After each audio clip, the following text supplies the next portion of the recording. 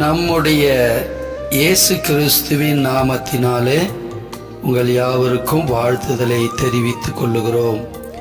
இன்றைக்கான கர்த்தருடைய வார்த்தை, ஆகையால் நீங்கள் கர்த்தராகிய கிறிஸ்து இயேசுவை ஏற்றுக்கொண்டபடியே அவருக்குள் வேர் கொண்டவர்களாகவும் அவர் மேல் கட்டப்பட்டவர்களாகவும் அவருக்குள் நடந்து கொண்டு நீங்கள் போதிக்கப்பட்டபடியே விசுவாசத்தில் உறுதிப்பட்டு ஸ்தோத்திரத்தோடு அதிலே பெருகுவீர்களாக.